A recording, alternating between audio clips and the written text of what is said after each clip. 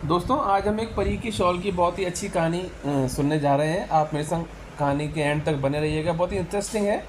तो चलिए शुरू करते हैं। परी का शॉल। एक महाद्वीप पर बहुत सारे झील और जंगल थे। वहाँ का पानी बहुत ही साफ और स्वच्छ था। कहते हैं उस पानी में रात को परियां स्नान करने आया करती थीं। दोस्तों, इस द्वीप पर एक आर्य नाम का युवा रहता था। वह परी को देखने के लिए रात को झील के आसपास घूमता रहता था। चांदनी रात में एक बार आर्य एक झील के पास से गुजर रहा था। तभी उसे कुछ लड़कियों की हंसी की आवाज़ उसे कानों में पड़ी। आर्य आगे बढ़ा और झाड़ियों में छिपकर झील के तरफ झांकने लगा। उसे लगा कि यहाँ पर कौन है, तो उसने देखा किनारे पर रंग बिरंगे शॉल रखे हुए हैं और बहुत सुंदर सुंदर सी लड़कियाँ झील के पानी में खेल रही हैं। आर्य के मन में अचानक एक इच्छा जागी। उसने एक शॉल परी की चुरा ली।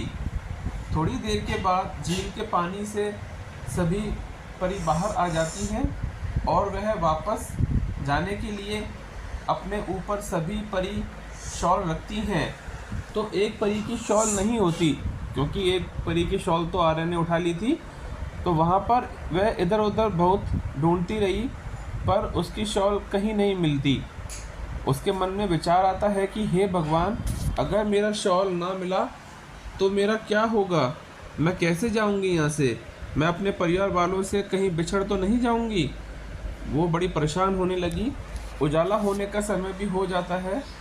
सभी परी उस एक परी को धरती पर अकेला छोड़कर आकाश में उड़ जाती हैं। बाकी सभी परियां चली जाती हैं क्योंकि उनकी शॉल उनके पास थी। आगे सुनिए।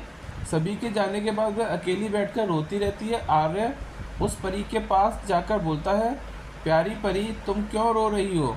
मुझसे डरो मत, मैं बुरा आदमी नहीं हूँ। मेरा शॉल खो गया है।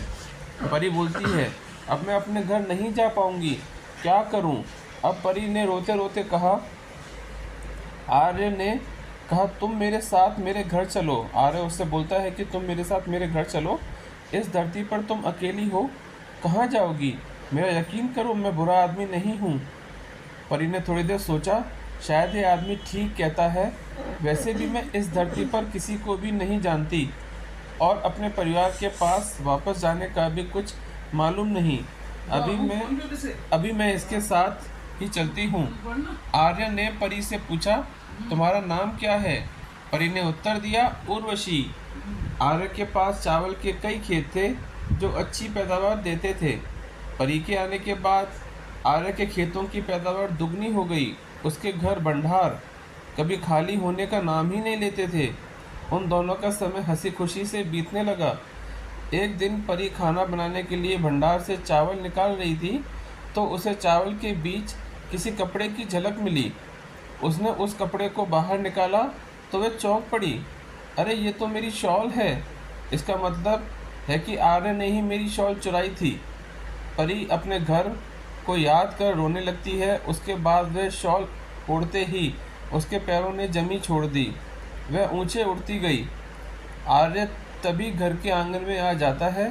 परी के पास शॉल देखकर वह बोलता है, मेरी प्यार परी, मुझे छोड़कर मत जाओ, मुझे माफ़ कर दो। मैंने तुम्हारा दिल दुखाया हो। तो परी बिना कुछ बोले आकाश में चली जाती है। आर्य जमीन पर बैठकर पछतावा करता रह जाता है। दोस्तों, इस कहानी से हमें यह शिक्षा मिलती है कि हमें कभी भी झूठ नहीं बोलना चाहिए, क्योंकि झूठ हमेशा सामने आ ही जाता है और फिर सामने वाले की नज़र में बुरा बन जाता है इंसान। तो हमेशा इंसान को सच की राह चुननी चाहिए, हमेशा सच बोलना चाहिए।